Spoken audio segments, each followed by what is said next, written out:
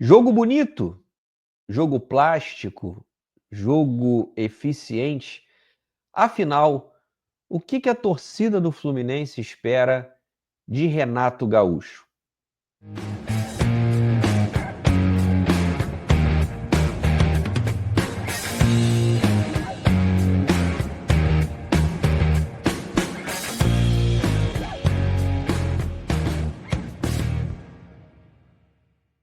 Chega mais aqui no canal do Leandro Dias, eu falo sobre futebol e Fluminense e conto com a sua participação, deixando aquele like maroto, likezinho que não vai fazer a sua mão cair, seja no celular, no computador, no tablet.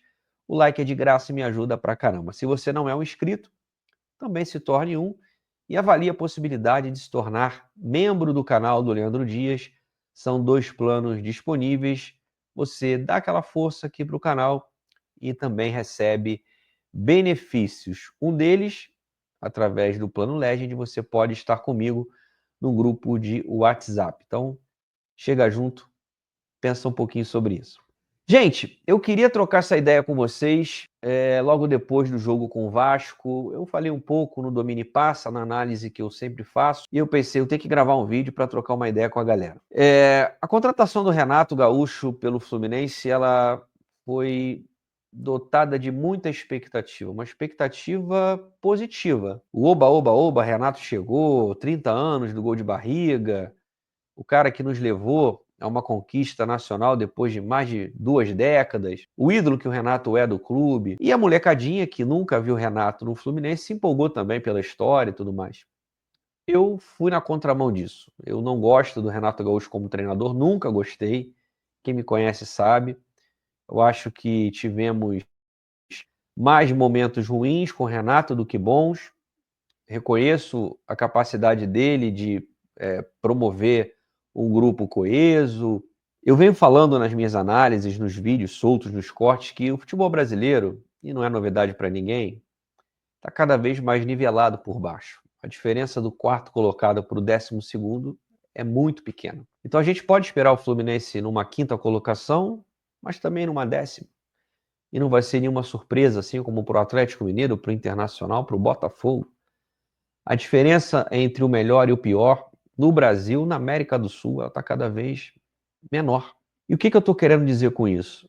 É que mesmo com esse trabalho, que ainda está no começo, a gente tem que admitir, um trabalho que eu, Leandro, não acredito numa longevidade, eu sei que é possível praticar um futebol melhor. E perceba que eu falei um futebol melhor, não um futebol bonito, plástico, agradável. O advento Fernando Diniz do Velho Testamento nos trouxe algo que eu, enquanto torcedor, nunca vi no Fluminense, que é essa exigência pelo jogo bem jogado, o futebol como entretenimento, como diversão. Eu gostaria que isso perdurasse, não no Fluminense, mas no futebol como um todo, que as pessoas fossem ao Maracanã, ao Morumbi, ao Mineirão, para ver um grande jogo de futebol. E não apenas torcer para o seu time ganhar e ficar puto quando ele não ganha. Mas isso é utopia da minha parte, eu sei. O que nós esperamos a partir dessa vitória sobre o Vasco? Uma vitória construída com merecimento, longe de jogar um futebol plástico, extremamente agradável aos nossos olhos, mas que mostrou uma equipe coerente, uma equipe concentrada, uma equipe eficiente, equilibrada. Claro que o adversário é inferior ao Fluminense, embora tivéssemos disputado um clássico, mas o Fluminense conseguiu sobrepor o adversário que está abaixo, do ponto de vista técnico, tático ainda e também físico. E, gente, é possível sim jogar melhor. O Renato, que vinha deixando uma impressão muito ruim nas entrevistas coletivas, parecia cansado, de saco cheio, reclamando toda hora de calendário, de pouco tempo para poder trabalhar, como se fosse uma surpresa para ele e para quem comanda equipes no Brasil, deu lugar a um Renato mais leve na coletiva. E não foi só por causa da vitória. Porque o Fluminense tinha vencido a Aparecidense por 4-1, tinha vencido outros jogos, e o Renato conseguia reclamar mais do que eu, bicho. Isso não é uma coisa muito fácil. Cheguei a brincar sobre isso nas lives.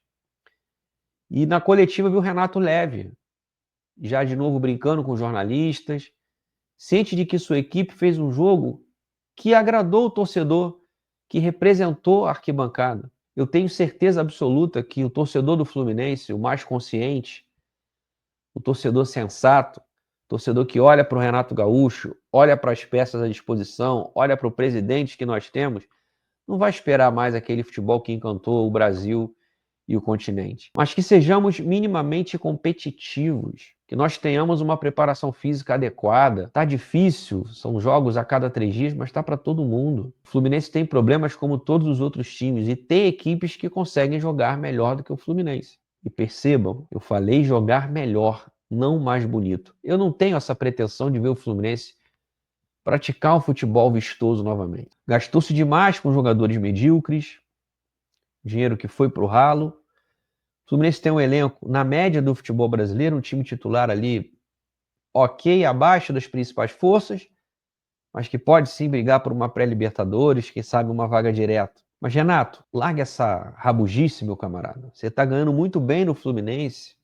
Segundo notícias, você e sua comissão técnica custam aos cofres do clube 1,7 milhão de reais por mês.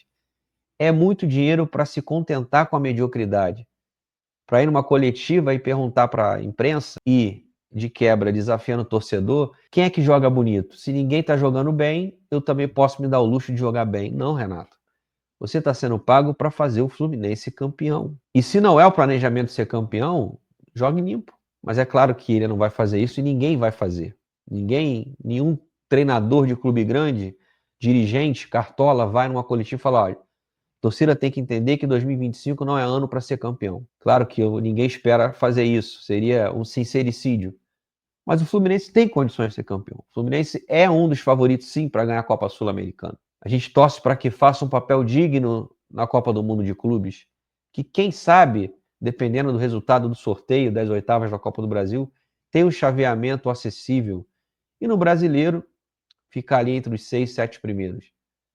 É pedir muito? É ser exigente demais? É o mínimo, Renato. Então, meu amigo, arregace as mangas, trabalhe, porque você está no Fluminense Futebol Clube. Você tem mais uma oportunidade, a sua 7ª chance de estar no Fluminense e fazer um bom trabalho.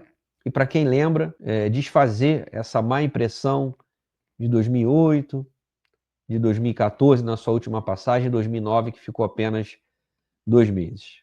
A gente só quer o mínimo, cara.